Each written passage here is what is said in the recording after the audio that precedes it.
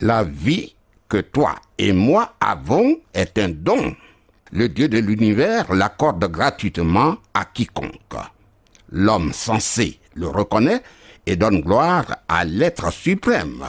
Alors, toi et moi, donnons-lui gloire et louange. Note que le programme à travers la Bible que nous suivons est le 11e. Voici pour toute correspondance nos points de contact. À travers la Bible, 03 BP 12 14, Cotonou, République du Bénin. Téléphone, plus 229 96 80 45 45 ou le 94 02 80 80. Amis, nous allons faire connaissance avec le premier livre de la Bible, livre appelé Genèse, qui nous présente les origines, les commencements. Apprenons qu'elle ne se limite pas à décrire la création des cieux et de la terre avec tout ce qu'ils contiennent, mais elle nous dit les origines de l'existence de l'homme que nous sommes et également les relations entre nous, les hommes. Quand nous nous situons sur le plan spirituel, la Genèse est une image de la nouvelle naissance. Tu vois, du néant, du chaos, apparaît une nouvelle création. Nous allons admirer cela en détail. Vois-tu, avec le livre de la Genèse, Dieu, le Dieu Tout-Puissant, créateur de l'univers, commence à se révéler, à se présenter progressivement lui-même à l'homme. Et cela se verra plus clairement dans la personne de Jésus-Christ. Tu comprends donc qu'il est très important d'étudier la Bible elle-même et ne pas se contenter de lire des livres ou des commentaires quelconques sur la Bible. Laisse-moi te citer ce qu'en dit le pasteur anglais Robinson, un homme à qui Dieu s'est révélé. Dans son livre intitulé « La vie personnelle du pasteur », il dit ceci. « Nous vivons à une époque où les livres se multiplient sans cesse. Nous sommes constamment en train de dévorer des articles et des manuels, des livres de méditation spirituelle et d'études bibliques. Mais combien de temps et d'efforts consacrons-nous à la lecture de la Bible elle-même? Nous sommes sans cesse tentés d'imaginer que nous tirerons plus de profit d'une présentation moderne de la vérité sous une forme facile à assimiler, car adaptée à notre arrière-plan ou à notre niveau d'instruction. Mais le profit que nous obtenons avec facilité nous influence moins profondément et moins durablement que celui qui nous coûte des efforts. En réalité, nous n'obtenons rien de grande valeur sans de grands efforts. De même que les vérités scientifiques ne se trouvent pas sur la surface de la Terre pour quiconque veut les observer, de même les trésors de la grâce doivent être recherchés avec toute l'énergie et l'habileté d'un homme qui cherche des perles précieuses. Voilà, c'est ce qu'il a écrit. Et j'apprécie beaucoup cette déclaration, car je crois que la Bible elle-même parle à notre cœur d'une façon différente de tout autre livre. C'est pourquoi nous incluons le texte de la Bible elle-même dans ces études que nous entreprenons. Vois-tu, le livre de la Genèse est l'un des deux livres les plus importants de la Bible. En effet, la Genèse, premier livre de l'Ancien Testament, et l'Évangile selon Matthieu, premier livre du Nouveau Testament, sont les clés de la compréhension de la Bible. Oui, lorsque nous étudions la Bible, il est important, très important, de commencer par en avoir une vue d'ensemble, car aucun passage ne peut être compris sans cela. Ils sont totalement reliés. Et d'abord, un examen général du livre saint, et puis pas à pas, lis chacun des livres avec soin. J'aimerais te proposer d'entreprendre la lecture du livre de la Genèse du début jusqu'à la fin, sans interruption, afin d'en obtenir une vue d'ensemble. C'est très important, car le livre de la Genèse est la fondation de toute la Bible. La Genèse est la fondation, le soubassement des Écritures saintes. Un grand nombre de thèmes bibliques y sont mentionnés pour la première fois, tels que la création, l'homme, la femme, le péché, le meurtre, la rédemption, le mariage, la famille, le travail, le repos, la civilisation, la culture, les villes, les langues. Et plusieurs expressions sont aussi mentionnées, telles que « voici les générations », expression importante car la Genèse rapporte la lignée d'un grand nombre de familles. Nous faisons tous partie de la famille humaine qui a ses origines dans ce livre. On a appelé la Genèse le livre des biographies, le livre de l'histoire de la vie, car plusieurs personnalités intéressantes y sont présentes. Nous avons Abraham, Isaac, Jacob, Joseph et ses 11 frères, Pharaon, etc. De plus, nous verrons que Dieu bénit constamment Abraham, Isaac, Jacob et Joseph, mais aussi ceux qui leur sont associés, tels que Lot, Abimelech, Potiphar et Pharaon. D'autres thèmes mentionnés souvent dans la Genèse nous présentent l'alliance, l'autel, les apparitions de l'Éternel aux patriarches et surtout à Abraham, la jalousie dans les familles, des jugements sur le péché, enfin la direction souveraine de Dieu. Voyons les principales divisions du livre de la Genèse. Il se divise en 2 parties majeures de longueur inégale. Les chapitres 1 à 11 et les chapitres 12 à 50. Il y a plusieurs différences entre ces 2 parties.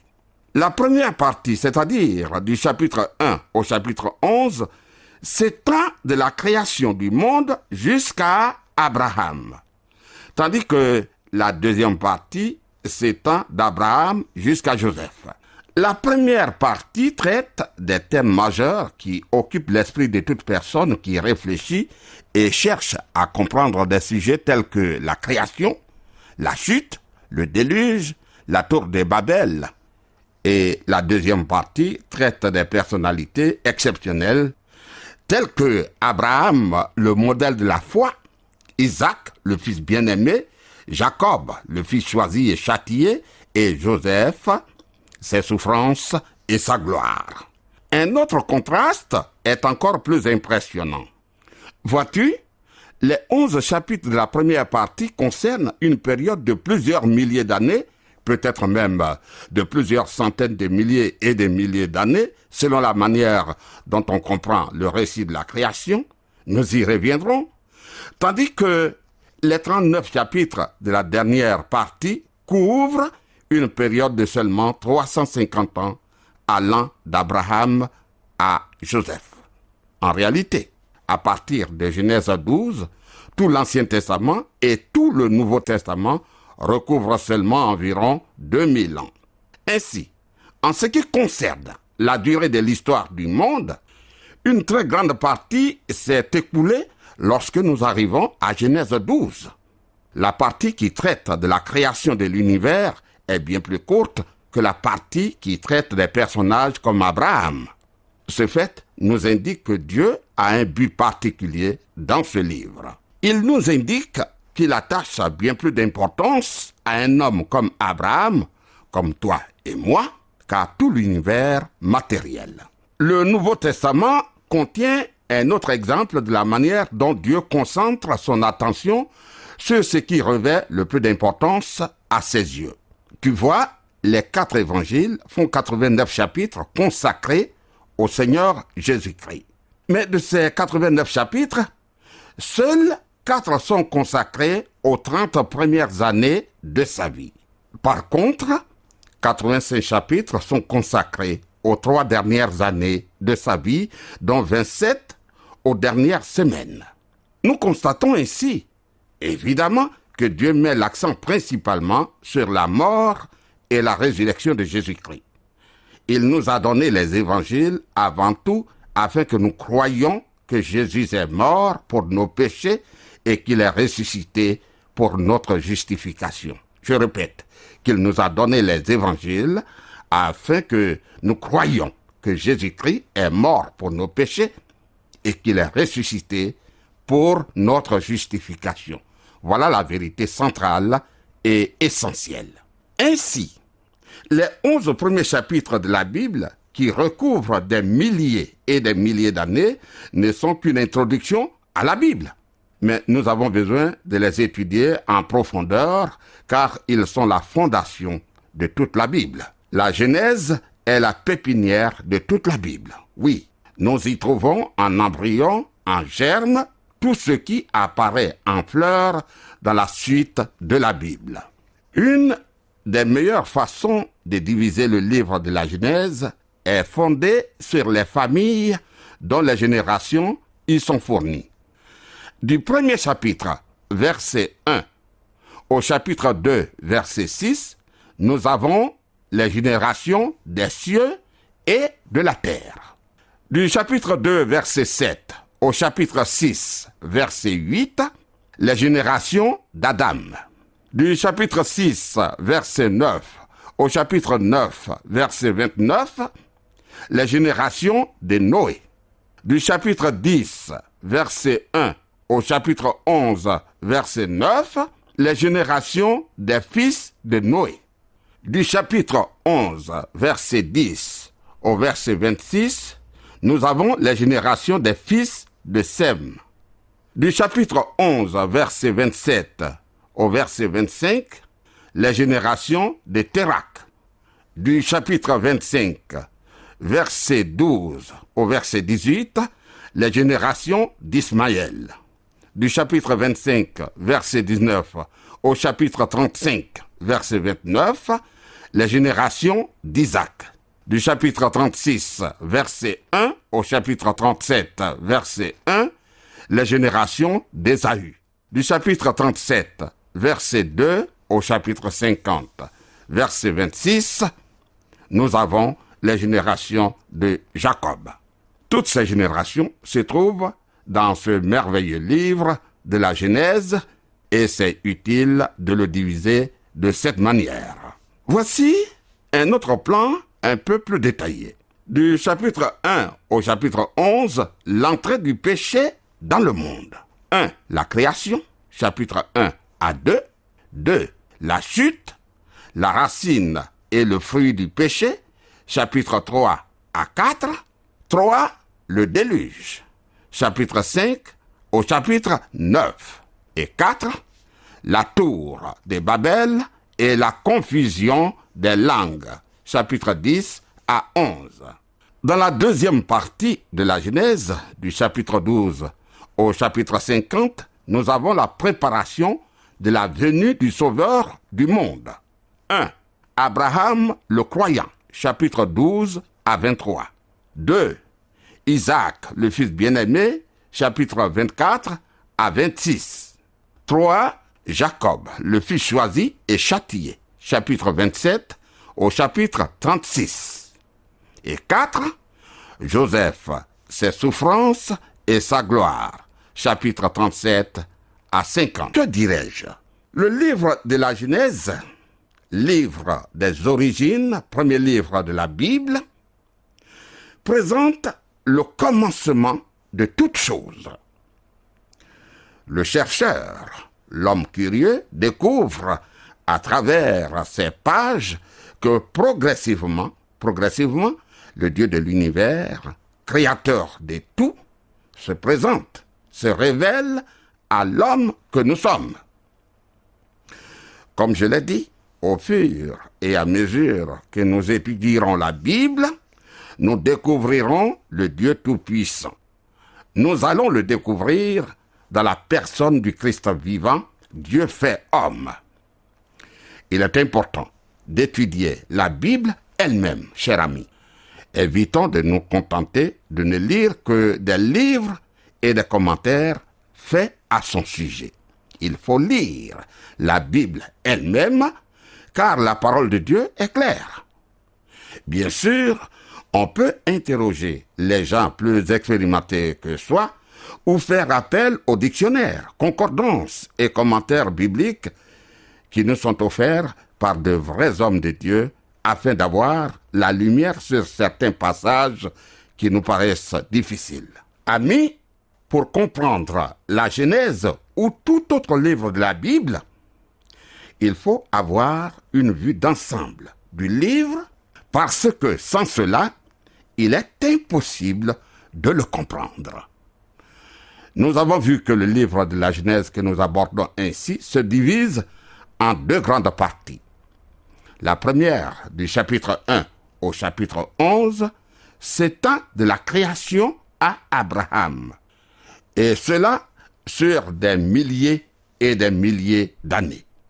Et la deuxième partie, du chapitre 12 au chapitre 50, s'étend d'Abraham à Joseph sur une période de seulement 350 ans. Dieu prend le temps de nous parler de ce qui est nécessaire pour nous. Je ne cesserai d'insister sur la lecture de la Bible. Et permets-moi de revenir sur l'écrit du pasteur Anglais Robinson, cet homme de Dieu à qui Dieu s'est révélé. Je voudrais le citer encore parce que cela est important. Il dit « Nous vivons à une époque où les livres se multiplient sans cesse. Nous sommes constamment en train de dévorer, de lire des articles et des manuels, des livres de méditation spirituelle et d'études bibliques. Mais, dit-il, combien de temps et d'efforts consacrons-nous à la lecture de la Bible elle-même? C'est elle qu'il faut lire.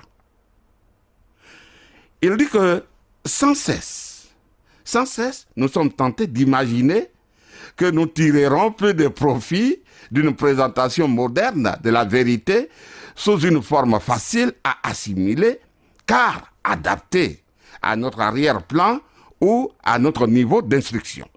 Mais, amis, le profit que nous obtenons en faisant moins d'efforts nous marque moins. En réalité, nous n'obtenons rien de grande valeur sans de grands efforts. Pour avoir quelque chose de bon, il faut y mettre du temps. De même que des vérités scientifiques ne se trouvent pas sur la surface de la terre pour quiconque veut les observer, de même, les trésors de la grâce doivent être recherchés avec toute l'énergie et l'habileté d'un homme qui cherche des perles précieuses. Oui, car je crois que la Bible elle-même parle à notre cœur d'une façon différente de tout autre livre. Nous ne devons pas comparer la Bible aux livres de science. Les livres de science ne peuvent pas toucher l'âme, le cœur de l'homme, tandis que la Bible, elle va en profondeur et touche notre être suprême. C'est pourquoi nous incluons le texte de la Bible elle-même dans ces études que nous entreprenons. Et puis, je le répète, le livre de la Genèse est l'un des deux livres les plus importants de la Bible. La Genèse, premier livre de l'Ancien Testament, et l'Évangile selon Matthieu, premier livre du Nouveau Testament, sont les clés de la compréhension de la Bible. Il faut commencer par là. Lorsque on étudie la Bible, il est très important, il est absolument important de commencer par en avoir une vue d'ensemble. Car sans cela, tu n'obtiendras qu'une compréhension superficielle et sans valeur. C'est pourquoi j'ai proposé d'entreprendre la lecture du livre de la Genèse du début jusqu'à la fin, sans interruption, afin d'obtenir une vue d'ensemble. Et ça, c'est très important, car ce livre, le livre de la Genèse, est la fondation de toute la Bible. Il faut commencer par la Genèse. Dans la Genèse, il y a des thèmes qui sont développés, des thèmes très importants, tels que la création, tels que l'homme, la femme, le péché, le meurtre, la rédemption, le mariage, la famille, le travail, le repos, la rédemption, c'est-à-dire le rachat, le mariage, la famille, le travail, le repos, la civilisation, la culture, les villes, les races et les langues. Tout y est pour notre instruction. Et nous avons des expressions dans la Bible. Nous avons des expressions telles que « voici les générations ». Tu vois, cette expression est importante car la Genèse rapporte la lignée d'un grand nombre de familles. Toi et moi faisons partie de la famille humaine qui a ses origines dans ce livre. On a appelé le livre de la Genèse le livre des biographies, c'est-à-dire le livre de l'histoire de la vie, car plusieurs personnalités intéressantes y sont présentes. Nous y voyons Abraham, Isaac, Jacob, Joseph et ses 11 frères, Pharaon, etc. Et de plus, nous verrons que, à travers ce livre, Dieu va bénir constamment Abraham, Isaac, Jacob et Joseph, mais aussi ceux qui leur sont associés, tels que Lot, Abimelech, Potiphar et Pharaon, qui sont des païens. Dans la Bible, d'autres thèmes sont souvent mentionnés, tels que l'alliance, l'autel, c'est-à-dire la table des sacrifices, les apparitions de l'Éternel aux patriarches, et surtout à cet homme, Abraham, le père de la foi. Nous avons la jalousie dans les familles, des jugements sur le péché, enfin, la direction souveraine de Dieu. Comment Dieu veut que le monde soit. Et puis, il est important d'avoir les principales divisions du livre de la Genèse, comme nous avons vu. La Genèse se divise en 2 parties majeures de longueur inégale. Les chapitres 1 à 11 et les chapitres 12 à 50. Il y a plusieurs différences entre ces 2 parties. La première partie, c'est-à-dire du chapitre 1 au chapitre 11, s'étend de la création du monde jusqu'à Père Abraham, tandis que la deuxième partie s'étend d'Abraham jusqu'à Joseph. Sans exagérer, toute révélation a sa source dans la Genèse, de sorte que celui qui veut vraiment comprendre cette révélation doit commencer par l'étude sérieuse de ce livre. L'inspiration de la Genèse et le fait que sa révélation vienne de Dieu sont prouvés par le témoignage de Jésus-Christ lui-même, qui la cite dans les évangiles à plusieurs reprises. De plus, la véracité de l'inspiration et de la nature divine de la Genèse sont également attestées par le témoignage de l'histoire, de l'archéologie, et c'est tout à fait clair. Chers amis, je répète que l'étude de la Bible nous demande une concentration si nous désirons y retirer une connaissance profonde, car on ne peut trouver des pierres précieuses sans effort. Alors que le Seigneur soit avec toi et qu'il te bénisse. À bientôt.